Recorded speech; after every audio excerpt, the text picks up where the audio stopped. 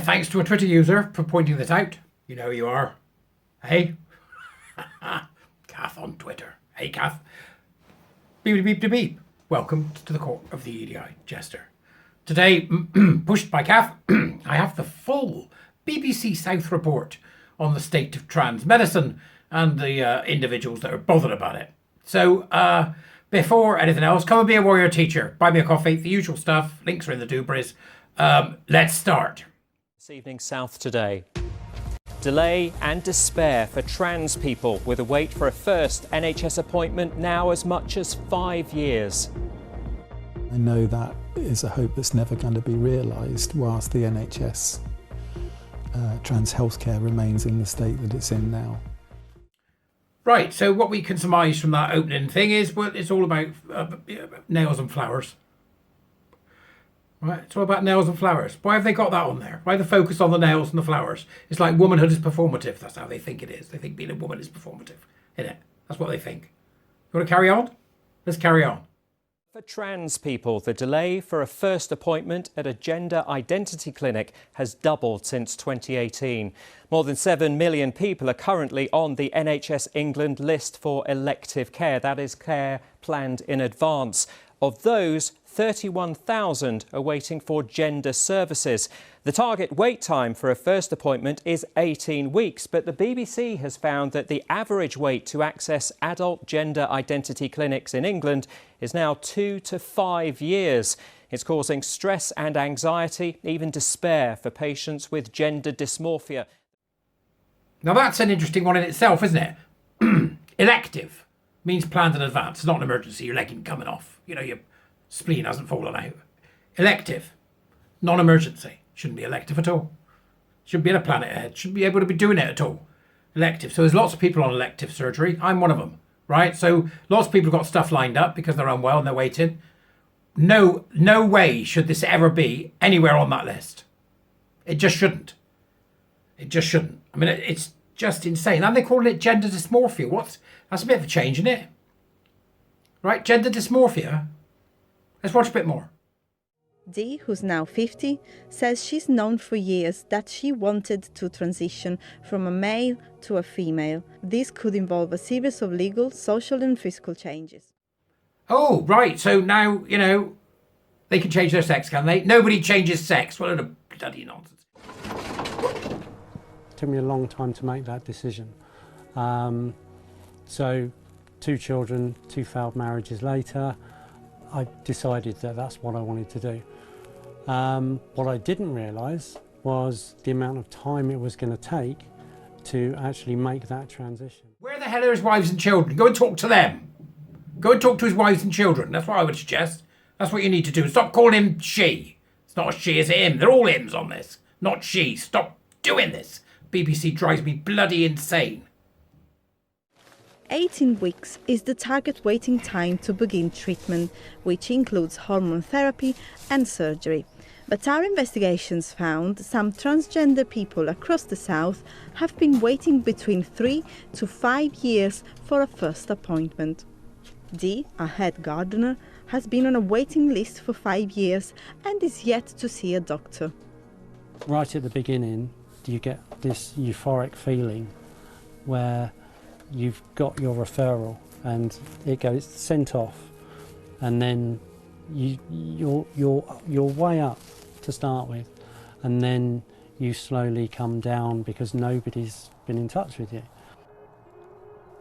Yeah, you're just in this abyss waiting for somebody to phone you or somebody to send you a letter, and that's a real feeling of just sinking into nothing. Andrea from Newbury says she found the waiting times frightening. I don't think at my age that I could stand waiting for that much longer to actually get out there in the world and be Andrea, be the real me. She's now 62 and says she hadn't felt her true self for years. You feel totally trapped within something that's not you. You feel like you're sort of within, I don't know, like a prison cell almost, because you're not able to be the person that you know that you are. She considers herself lucky, as last year she was able to pay £15,000 to undergo surgery at a private clinic in Spain. The scales came away and I sort of just felt so completely at peace with myself. At peace with myself. I was who I was always supposed to be. Support charities say more training for GPs and more funding are needed. Well, and there you can see, we get the old, oh, give us more money. We need more money and more training. Training from who? These people are mad. You don't need to be trained to tell you that men can't become women. You don't need to be trained to tell you that when you start messing around with hormones, the most powerful thing on the planet, that something's going to go wrong. And oh my, does it go wrong, eh? We know that. Clinics is already helping to tackle long waiting times, which had increased due to a shortage of specialist clinical staff to meet the rapidly rising demand. Oh, and now they're saying the new clinics are going to help the demand. Right, okay. I want the new clinics shut. I don't want them open at all. People shouldn't be able to do this. I'm sorry, I'm done with it. Right, it's harming society, full stop. My name is Prisha Mosley. I was 15 when I began my social transition with a legal name change of hair and clothes, and by binding my breasts. Even social transition is dangerous, and step 1 caused permanent damage to my back and ribs.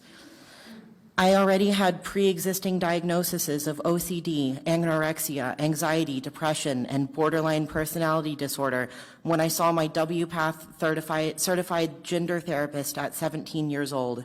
The trans community found me vulnerable and naive and convinced me that I had been born in the wrong body.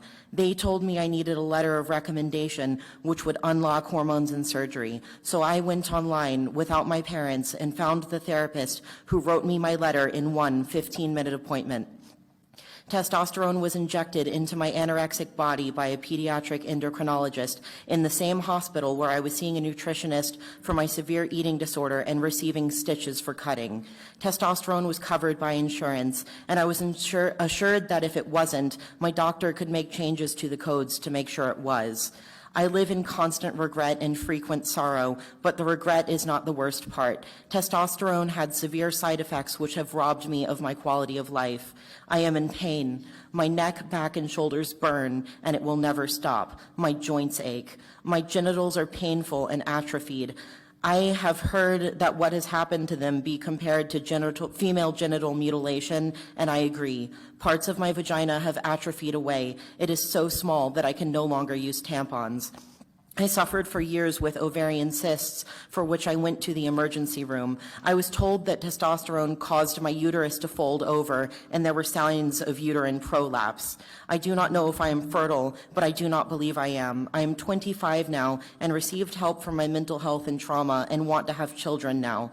But what I do know is that I will never be able to breastfeed. My breasts were removed. I felt like they never belonged to me, and they are gone. I will go my whole life without knowing how it feels to feed a child, and I will suffer with phantom breast syndrome instead forever. Testosterone took my singing voice away. I used to be an operatic singer, and I wanted to have a singing career when I was young. I cannot do that with a crushed larynx. Testosterone causes the overgrowth of many parts of the female body, and what happens on the outside happens on the inside as well. My wide shoulders match my thickened, widened heart and increased risk for heart attack. I am also at increased risk for stroke. My life has been shortened by testosterone abuse. My trauma and mental illness made me susceptible to 2 social contagions. It started with anorexia and was followed by gender ideology. The difference is that my anorexia was not affirmed by my doctors or the adults around me, but my trans identity was. I was denied liposuction at the same time that my breasts were cut off. Teenage girls are a demographic known for falling victim to social contagions. Please protect others from becoming permanent medical patients like me. And with that, those words from that brave person, I'll leave you, okay? Bye-bye.